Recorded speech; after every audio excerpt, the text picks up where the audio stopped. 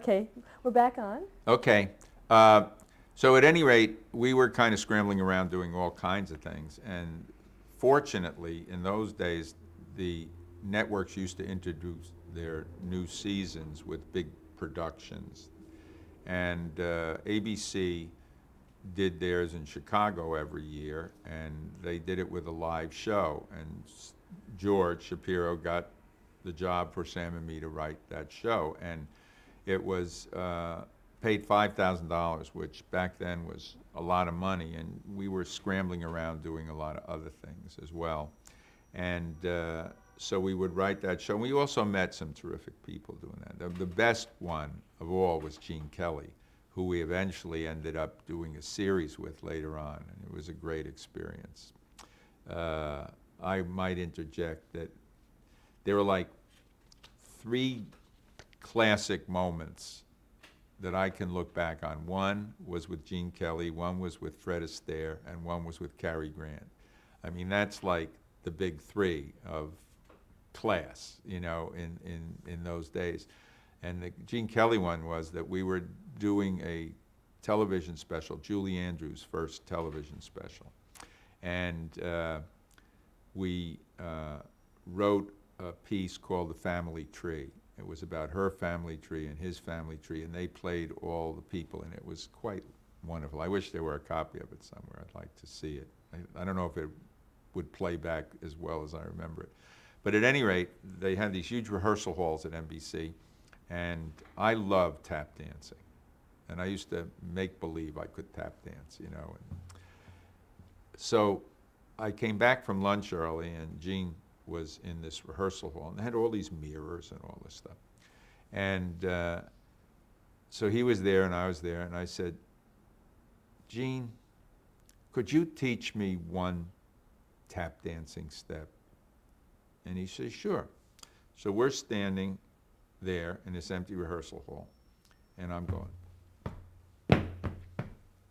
And the door opens, and the guy brought a cart with the coffee for the afternoon rehearsal. And he said, oh, what are you doing? He said, well, I'm learning. He said, can I do that? He said, sure. So now it's me, Gene Kelly, and the coffee guy. 2 minutes later, the door opens, and the shoe shine guy, who used to have a stand right outside the studio, he comes in with some shoes for somebody that he'd been doing. He said, oh, what you doing? Now it's me, Gene Kelly, the coffee guy, and the shoe shine guy.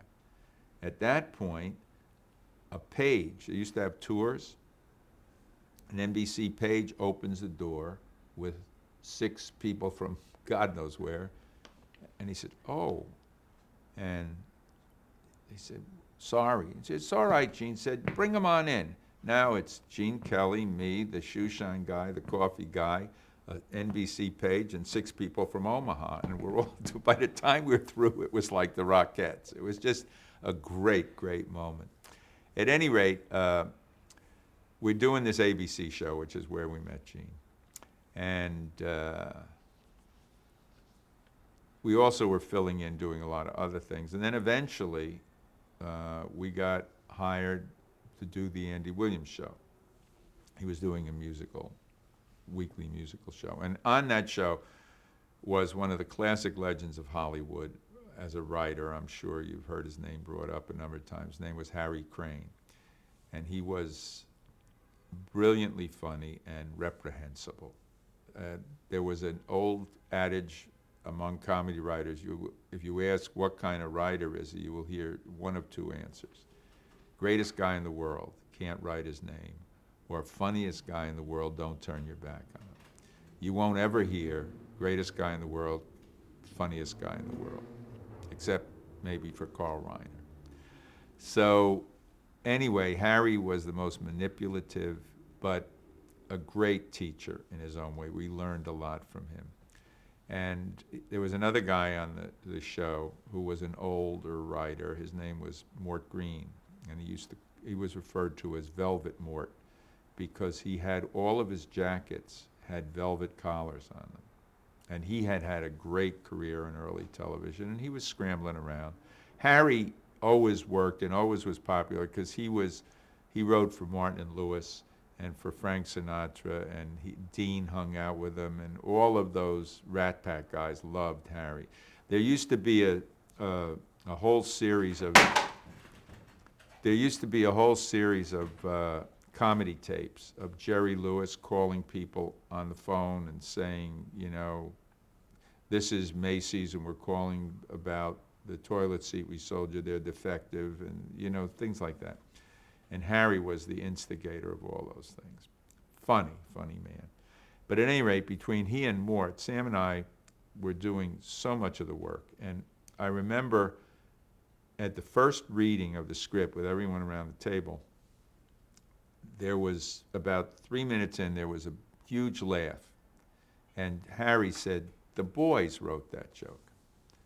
Now, you know, you've heard about the boys. Everybody was the boys. You could be 90 years old and you were the boys. The writers were always in teams and they were always the boys.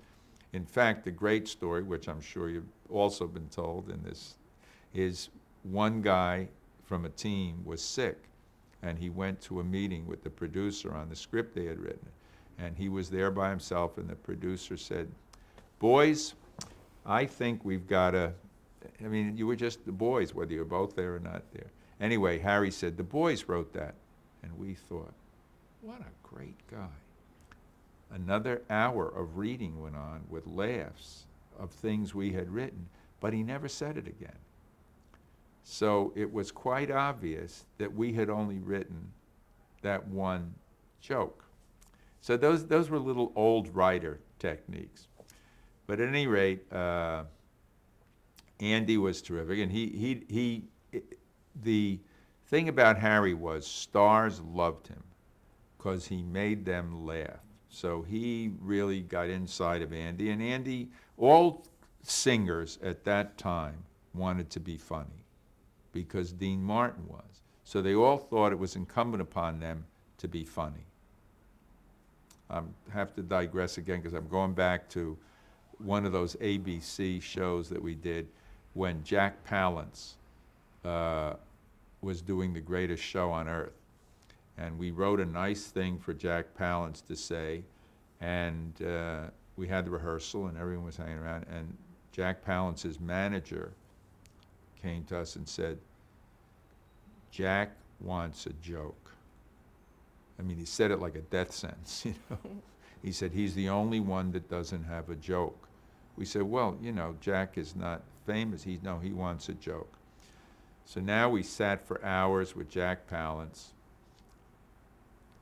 How about this? How about that? How about this? No. So finally he found one he liked. And when he finally decided, he said, okay, that's good, I like that. And we said, just in case it doesn't work, say, and they told me that was funny. He said, why would I do that? He said, well, it's called a saver, you know, and it takes the onus off of you.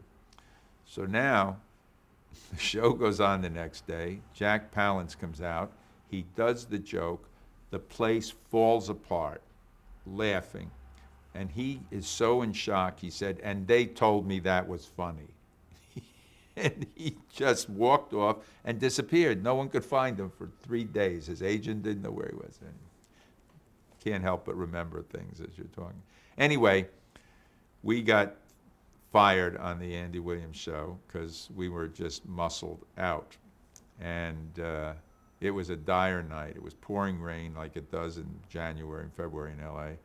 They had a rap party to which we went and were kind of shunned. The only one who was nice to us at that rap party was Andy's wife of the time, Claudine Longet, who even when she murdered someone, I had great feelings for because she was nice to us. I said, well, I don't know that she killed him.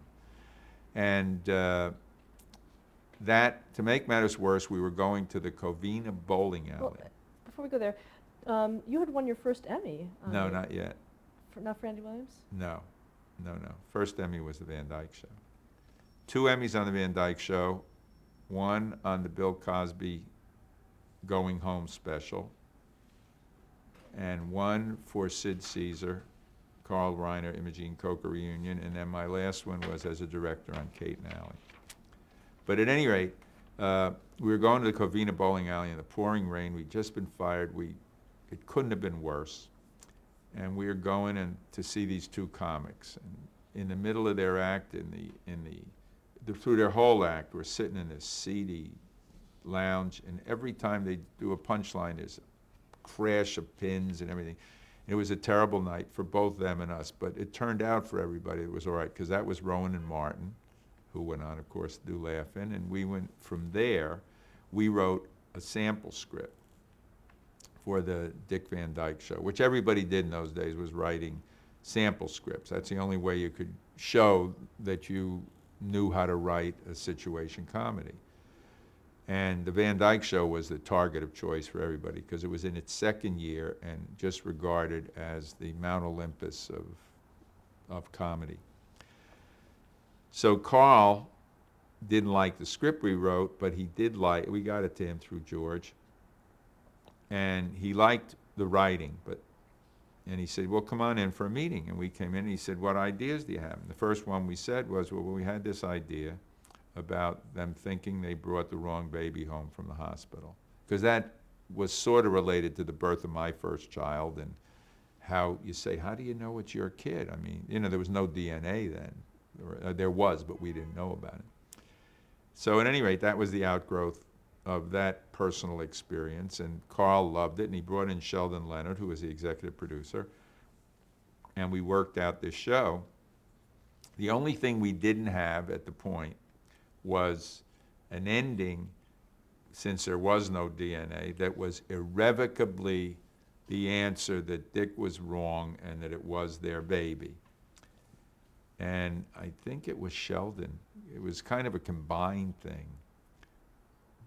But we came up, I'd say we all came up with the idea that it had to be that the other family were black, so that the minute they came in, you knew. It was beyond daring in 1963 to do that. And Why was that? oh, there was just no way that you could do a black. First of all, there were very few black Americans on television at that point. And to have a white character be the butt of a joke from a very sophisticated black couple, I mean, it was just not heard of at the time. And Sheldon said, we're going to do it. Turned out the black couple who was on this thing was Greg Morris was the guy who, And so we did the show, and it was very nerve-wracking because there was an audience, and there was no idea of how the audience would take this, because it was that much of a breakthrough. As much as All in the Family did all those things, this was a moment that was very charged. The network was terrified. Everybody was terrified. The sponsors, those were the days where you had one sponsor, and it was Procter & Gamble, not the most adventuresome group of people. But Carl and Sheldon got them to go with it. And when the door opened and Dick saw who it was and the audience saw, there was a silence. Enough time for Carl to say, oh shit, to me, because it looked like, and then a gale of laughter that did not subside for 5 minutes. They couldn't stop laughing. And every time Dick tried it, they couldn't stop laughing. And eventually, when the show was put together, the laugh was cut down to about 15 seconds. But there was a whole other show in just what went on in that time. So that kind of put Sammy and me on the map. And at that point, Carl said, you can hang around here.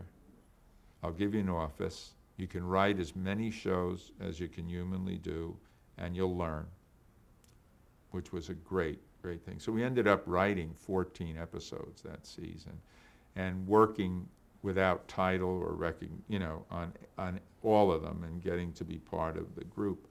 And then the following year we became story editors, and then in the last year, the 5th year, we were story editors, and then Carl went off to do the Russians Are Coming, and we became producers. And as much as we were part of the group, they always, Richard Deacon and Rosemary in particular, never really accepted that we were part of it for some reason. And when we became producers, the first script that we were producing and actually had written, we used to sit at this long table, and Carl was at one end, and Sam sat somewhere, and I sat at the other end with Sheldon Leonard over my shoulder. And Sam and I didn't know where to sit at the reading, because for one of us to sit in Carl's seat was not right. To leave it open was not right. So we decided to sit there together, as if maybe the sum total of both of us would add up.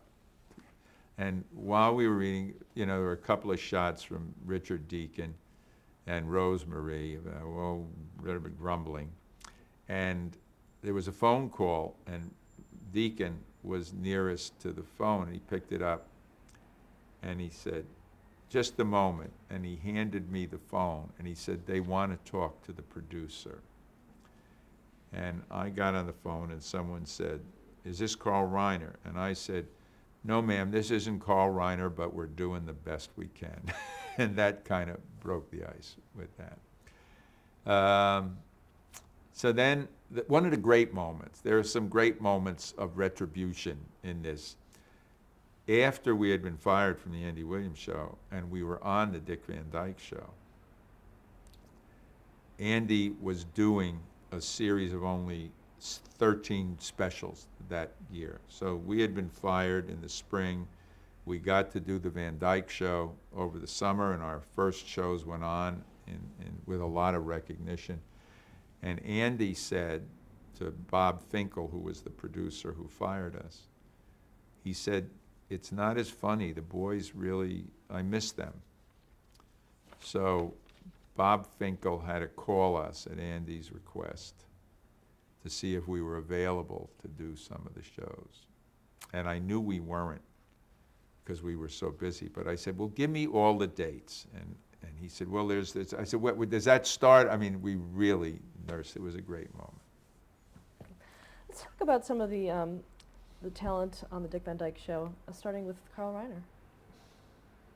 You only have a limited amount of time, and to talk about Carl Reiner is a life. I mean, he just is the most amazing talent. He is the most generous, the most inventive, the most honest, the most decent, both as a person and as a writer. He is what he writes, and he writes what he is. He has never hurt anybody. I mean, Carl can do the most terrible things. He's like the major MC in LA. Whenever there's an event, you get Carl Reiner. And I mean, I have seen him do things, but in a loving way that really encapsulate a situation. Like, I remember there used to be this Big Brothers event that they had at the Beverly Hills Hotel every year. It was like a major thing. Everybody went to the Big Brothers. They had this huge auction sale and all that stuff. And Carl was always the MC. And one year, while he was introducing everybody and talking, just warming up to the auction sale, it happened to coincide that day with Aaron Spelling's 500th production. And there were ads from all of the suppliers, the Technicolor people and the props people, and there was a whole variety. All it was about Aaron Spelling's 500th production. And Carl said, "This is happening on a great night." I mean, if you saw the trades today, it was Aaron Spelling's, Aaron, stand up. We want to add to the tribute paid to you. It was Aaron Spelling's 500th television show. Everybody applauded, and Carl said, "Not one of them good." Because, Aaron was doing everything. I mean, he was successful and he did some wonderful things, but, he was always playing on top of what was current and what was commercial. But with that, Carl can pierce someone's balloon. I sat in a meeting with him with a network guy who was very pompous, which could have been any of them at that time.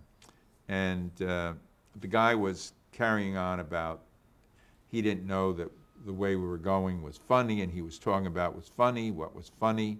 And Carl got up from his chair, went over, took the guy's shoe off of his foot. He was wearing Gucci loafers, and took it and threw it out the window. He said, "See, now that's funny." I mean, he just had a way.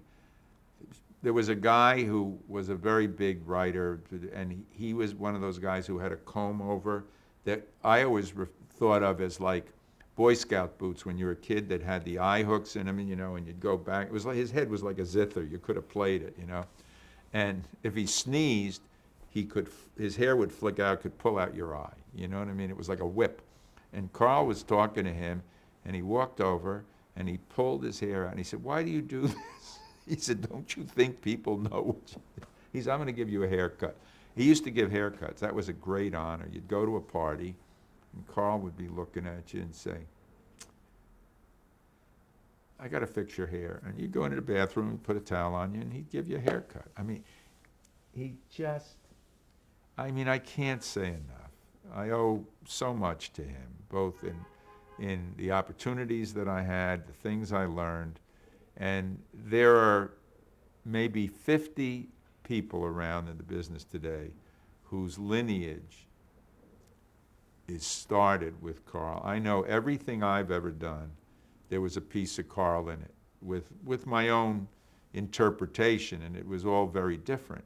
But it came from that wellspring of decency, honesty, and non-hurtful, never digging down, always looking up to do your comedy. And everybody who ever went through my productions came away with a little bit of that, It's like, it's a good bloodline. What's Sheldon Leonard? Sheldon was Sheldon, Did anyone tell you the Mocha Java story? There was a coffee that was around called Mocha Java, because the only way you could say Mocha Java was out of the side of your mouth. So you'd be talking, you'd say, "God, I had this great coffee, Mocha Java." And Sheldon Leonard was the only person who said, "God, I had this great coffee, Mocha Java. It was really terrific." So Sheldon, I remember, he had the gangster image, and he played to it, and his voice played to it. But he was a gentle, kind, brilliant, courageous guy. I mean, Bill Cosby, they said there was no way for a guy to be a co-star, a black American to be a co-star. He did it. Our original show, the Van Dyke Show, he found Dick Van Dyke, when they were looking for, he had a great eye for talent.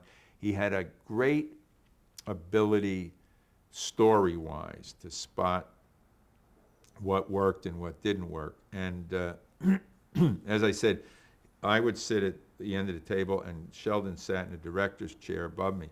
And during the readings of the show, you could tell how it was going by Sheldon's breathing. He would start off. If the show wasn't working, he would be doing. And it was right over me, so I knew before anyone whether he was happy or not. And I think he did it because he was a very tough guy. I think he did it to keep from exploding. But the other thing about that I learned at the Van Dyke Show, both from Carl and Sheldon, is you never attacked something that was bad. You never said, "God, that's awful." You just said, "You know what I think might be better here." It was always not to dismiss all the work that had gone into it, but just say, another way to go here or something. But this script, I don't remember what script it was, but Sheldon's breathing was so deep that I was afraid he was going to hyperventilate before we finished. And when it was over, he went, "This is a disaster." It was the only time I ever heard him knock something. And he was very flamboyant. I remember we were in Vegas, all of us. I don't remember what we were doing there, but it was the whole group. And I was with his wife, Frankie, who was the most delicate, delightful, elegant woman in the world. And I was standing with her, and Sheldon was at the crap table. He was wearing a white suit, a black shirt, a silver tie, and a Panama hat, you know.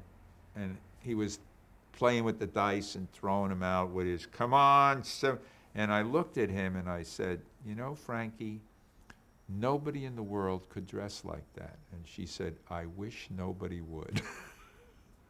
But he was terrific, as was Danny Thomas. They were we operated out of this small studio, which at that time was known as Desilu Cahuenga. And it had 5 stages and 5 of the top 10 shows on television. They were all out of the Thomas Leonard school. Well, going back to Sheldon Leonard, you wrote a script for him. Big Max Calvada. The production company on Van Dyke was called Calvada. It was Carl, Sheldon, Danny, it worked out, Van Dyke, Calvada. So we wrote a show because we wanted to use Sheldon, and we had about this guy, Big Max Calvada, who was a gangster and had a young nephew who wanted to be a comedian, and he wanted them to write his nightclub act. So they were writing for their life, which again goes back to, when we started out, we wrote for a bunch of people who were handled by Joe Scandori, who was Don Rickles' manager. And Joe Scandori ran the Elegante Hotel, the Elegante nightclub on Ocean Boulevard in Brooklyn, which was connected in some way. So when we used to write for those guys, and Joe Scandori, I wrote a thing, and I said every nightclub in the country, when you called them, used it up? Oh, every nightclub in the country, if you called them and said, "Is Rocco there?" you would get one of 2 answers: speaking or just a minute. At the Elegante, there was a third option. Which one? I mean, there was a nightclub with more than one Rocco. You knew you were in tough territory. So that was an outgrowth of the time when you never knew who was involved representing who. So it went back to our experiences writing for guys who were represented by Joe. Okay, let's stop here to change the tape. Another one?